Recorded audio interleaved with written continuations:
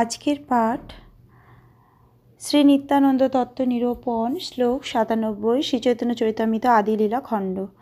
ব্রহ্মাণ্ড প্রমাণ ৫০ কোটি যোজন আয়াম বিস্তার ২ হয় এক সম। ব্রহ্মাণ্ডের আয়তন হচ্ছে ৫০ কোটি যোজন, তার দৈর্ঘ্য ও প্রস্থ এক ও সমান। জলে ভরি অর্ধ তাহা কইল নিজবাস, আর অর্ধে কইল ১৪ ভুবন প্রকাশ। ব্রহ্মাণ্ডের অর্ধভাগ জলে পূর্ণ করে তিনি সেখানে তার নিজের আবাসস্থল তৈরি করলেন এবং বাকি অর্ধাংশে ১৪ ভুবন সৃষ্টি করলেন। ১৪ ভুবনের বর্ণনা শ্রীমদ্ ভাগবতের ২য় স্কন্ধের ৫ম অধ্যায়ে বর্ণিত হয়েছে। ৭টি ঊর্ধ্বলোক হচ্ছে ভূ, ভুব, স, মোহ, জন, তপ ও সত্য। নিম্নলোক হচ্ছে তল, অতল, বিতল, নিতল, তলাতল, মহাতল ও সুতল। নিম্ন লোকগুলিকে একত্রে বলা হয় পাতাল। উপরের দিকে ভূর্বলোক থেকে সত্যলোক পর্যন্ত লোকগুলিকে বলা হয় স্বর্গলোক এবং ভূলোককে বলা হয় মর্ত্যলোক। এভাবে সমগ্র ব্রহ্মাণ্ডকে বলা হয় ত্রিলোক। তাহাই প্রকট কইল বৈকুণ্ঠ নিজধাম, শেষ শয়ন জলে করিল বিশ্রাম। সেখানে তিনি তার নিজধাম বৈকুণ্ঠ প্রকাশ করলেন এবং শেষ শয্যায় জলে শয়ন করলেন। অনন্ত শয্যাতে তাহা করিল শয়ন, সহস্র মস্তক তাঁর সহস্র বদন, সহস্র চরণ হস্ত সহস্র নয়ন, সর্ব অবতার বীজ জগত কারণ। সেখানে তিনি অনন্ত শয্যায় শয়ন করলেন। ভগবান অনন্ত সহস্র মস্তক, সহস্র বদন, সহস্র হস্ত, সহস্র পাদ এবং সহস্র নয়ন বিশিষ্ট। তিনি সমস্ত অবতারদের বীজ এবং জড় জগতের কারণ। গর্ভোদকশায়ী বিষ্ণু তাঁর শ্বেত জলে শেষ শয্যায় শয়ন করেন। শ্রীমদ্ ভাগবত 4টি বেদে তার বর্ণনা করে বলা হয়েছে সহস্র শীর্ষ পুরুষ সহস্রাক্ষ সহস্রপাত সভূমিং বিশ্বত বৃত্তাত্ম তিষ্ঠত তসঙ্গুলম। অনন্ত শয্যা সেই বিষ্ণুর সহস্র মস্তক, সহস্র চক্ষু, সহস্র হস্তপদ এবং তিনিই হচ্ছেন এই জড়জগতের সমস্ত অবতারদের উৎস। তাঁর নাভি পদ্ম হইতে উঠিল এক পদ্ম, সেই পদ্মে হইল ব্রহ্মার জন্ম সদ্য।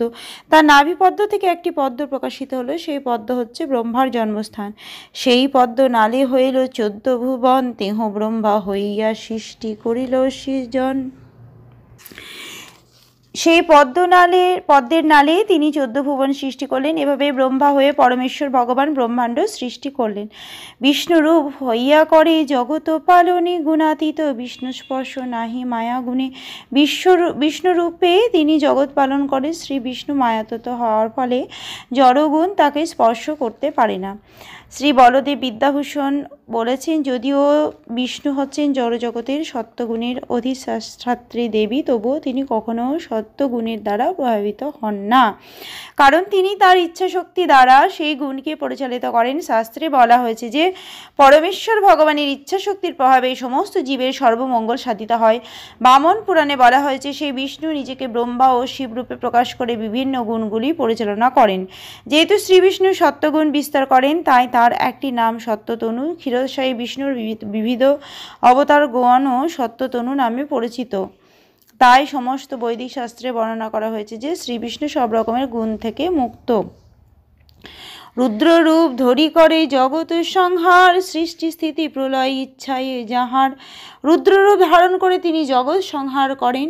এভাবে তাঁর ইচ্ছায় সৃষ্টি স্থিতি ও প্রলয় সাধিত হয়। মহেশ্বর বা শিব সাধারণ জীব নন, আবার তিনি শ্রী বিষ্ণুর সমকক্ষ নন। বিষ্ণু ও শিবের তুলনা করে ব্রহ্মসংহিতায় বলা হয়েছে যে বিষ্ণু হচ্ছেন দুধের মতো এবং শিব হচ্ছেন দধির মতো। দধি দুধেরই বিকার, কিন্তু তা হলেও তা দুধ নয়। হিরণ্য গর্ভ অন্তর্যামী জগত কারণ, যার অংশ করে বিরাট ও কল্পন। তিনি হচ্ছেন পরমাত্মা ও হিরণ্যগর্ভ সমস্ত জগতের কারণ, তার অংশকেই বিরাট রূপে কল্পনা করা হয়। হেন নারায়ণ যার অংশেরও অংশ, সেই প্রভু নিত্যানন্দ সর্ব অবতংশ, সমস্ত অবতারদের উৎস। সে নারায়ণ হচ্ছেন শ্রী নিত্যানন্দ বলরামের অংশের অংশ। 10ম শ্লোকের অর্থ কইল বিবরণ, 11 শ্লোকের অর্থ শুনো দিয়া মন। এভাবে আমি 10ম শ্লোকের অর্থ বিশ্লেষণ করেছি। এখন দয়া করে মনোযোগ সহকারে 11 শ্লোকের অর্থ শ্রবণ করুন। আজকের পাঠ এই অবধি।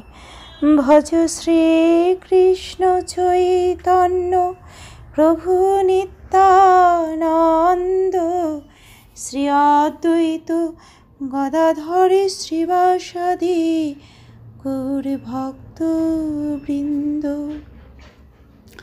হরে কৃষ্ণ কৃষ্ণ কৃষ্ণ হরে হরে, হরে রাম রাম রাম হরে হরে।